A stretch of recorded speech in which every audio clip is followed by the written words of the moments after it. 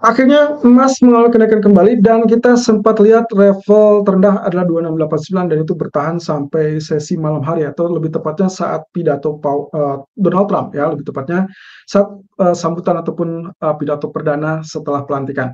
Ternyata pergerakannya relatif terbatas, relatif flat kalau saya bilang karena dia bergerak hanya 2689 sampai kurang lebih 2713. Tapi saat Trump berpidato dia hanya bergerak kurang lebih dari 2702 sampai 2710. Nah, pagi ini dia sudah mulai kenaikan, tapi kira-kira apakah akan terjadi kenaikan lebih lanjut atau tidak? Ini akan kita lihat berikut ini. So, ini adalah grafik US dollar yang kita lihat di sini adalah pergerakannya yang kecenderungannya mengalami bisa dibilang gap down ya. Kalau dilihat dari sini gap down dibuka awalnya, kemudian disempat naik dan saya rasa ini kenaikan normal. Yang menurut saya ini kenaikan normal ya bisa saja sebagai closing the gap atau menutupi gap. Nah, secara kebetulan juga kalau misalkan teman-teman perhatikan di sini secara detail sebetulnya kita sudah dapatkan apa yang kita inginkan yaitu terkait dengan wave A ya, secara tidak langsung terbantu oleh gap down, kemudian berarti kenaikan ini bisa jadi memang pertanda untuk wave B. Yang mana wave B ini bisa saja sejajar dengan wave 3 atau mungkin sedikit lebih rendah dari wave 5 atau lebih tinggi dari wave 3 atau bahkan lebih rendah daripada wave 3. Artinya ada 1, 2, 3 ya, ada 3 potensi yang bisa terjadi untuk wave B. Nah, kalau misalkan saya asumsikan saja wave B itu hanya sekedar untuk menutup gap alias mungkin di bawah dari wave 3. Jadi saya asumsikan ini kenaikannya cuma segini, kemudian nanti kita akan mendapatkan peluncuran ataupun pelemahan lebih lanjut dari US dollar. Tentunya kita masih tetap tunggu karena ini volatility akan sangat-sangat volatile dengan artian bahwa ketidakpastian yang akan mengganggu pasar kaitannya dengan statement-statement dari Donald Trump nantinya. Nah, jadi saya biarkan saja seperti itu. Intinya adalah kenaikan masih dirasa wajar, tapi secara keseluruhan kita sudah masuk ke dalam fase wave correction untuk A, B, C. Nah, berarti itu sesuai dengan apa yang kita harapkan dari minggu-minggu sebelumnya. Kemudian kalau kita perhatikan dari US Treasury-nya, juga ditemukan gap down ya, dan bahkan ini juga sama.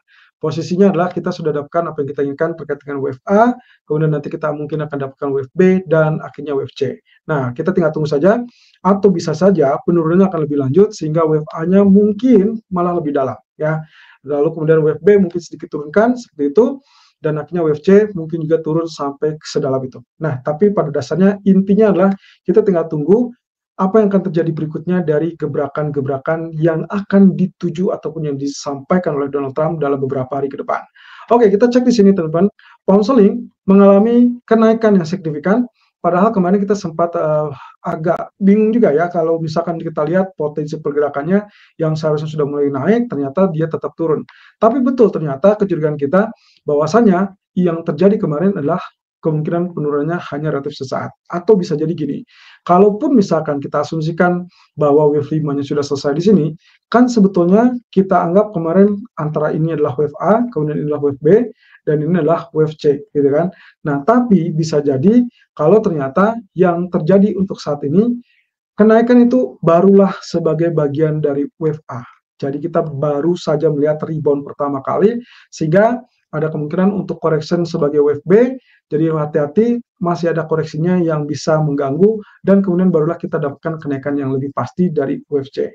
Walaupun dengan demikian, untuk hari ini saya rasa dengan posisi candlestick yang bullish, harusnya kita akan dapatkan kenaikan untuk pound sterling. Ya, hanya saja beberapa data ekonomi mungkin hanya sedikit mengganggu. Saya sih ragu dengan posisi pasar tenaga kerja Inggris ya. Pada dasarnya ini kecenderungannya adalah bullish ya. Jadi kalau misalkan ini saya ambil saja potensi support di situ, sehingga kalau kita perhatikan candlestick yang putih ini yang panjang, berarti lonjakan itulah yang kita lihat sebagai support pertama di zona tengahnya atau 50% real body. Yang paling terakhir adalah tentunya bagian low. Selama dia tidak turun, tidak tembus di bawah low ini, maka kemungkinan dia kecenderungannya adalah tetap dalam jalur kenaikan. Jadi Anda bisa punya dua opsi, lakukan buy di zona tengah dari candlestick ini, dan berarti adalah running price saat ini 2270 ataupun 2250-an, atau persis dengan apa yang kita sarankan tadi pagi adalah di 2200 atau 2220-an. Nah, sebetulnya pada dasarnya ini masih tetap jalur buy kita, tapi hati-hati begitu dia naik, kalau misalkan ternyata dia tidak mampu untuk tembus 1 pun 2330-an atau 2340-an, Anda sebaiknya exit saja karena yang dikhawatirkan adalah dia berbalik turun. dengan cepat dan tanpa aba-aba.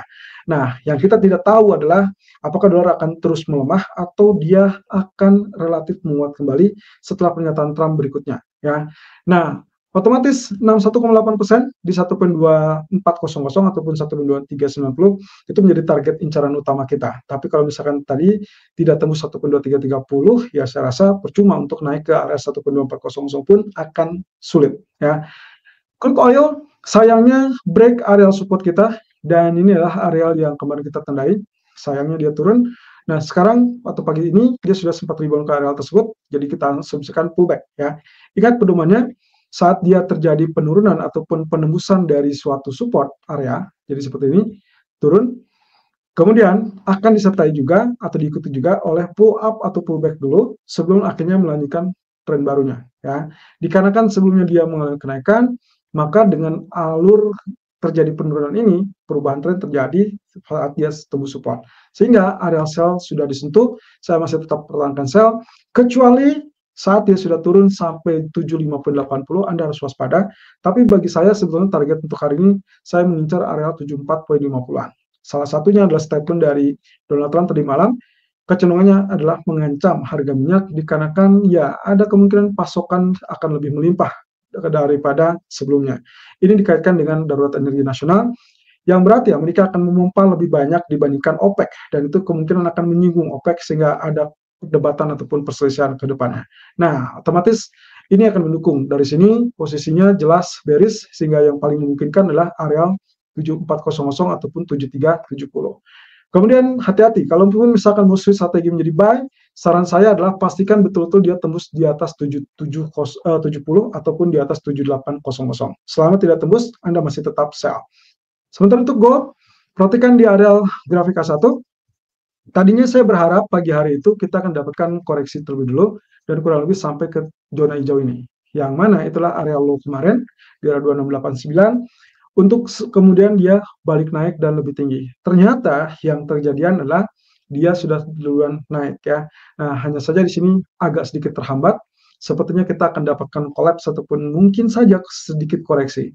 Tapi pada dasarnya koreksi yang paling maksimal kita anggap di zona orange ini adalah area 2703, ya, ataupun 2702 sampai ke teritori 2710-an. Jadi area buy yang paling ideal itu Anda bisa lakukan di antara area 2702 sampai 2710.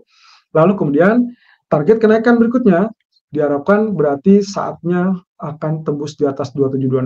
Kalau dilihat dari grafik 4, kurang lebih catatannya seperti ini, teman-teman. Kemarin posisi kita adalah di areal ini, ya, untuk melakukan buy. Jadi sebetulnya sudah sesuai on target.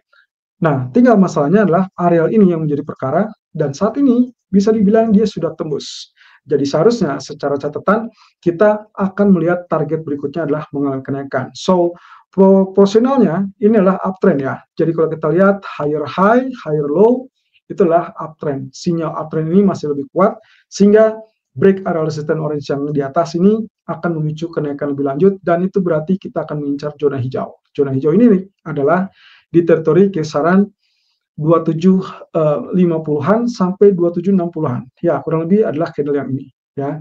Jadi kalau misalkan kita perhatikan, ini adalah potensinya 2745 sampai 2762. Tapi saya batasi saja 2750 sampai 2760. Nah, nantinya kalau memang ini sesuai ekspektasi, jadi harusnya pergerakan kita itu akan bergerak seperti ini.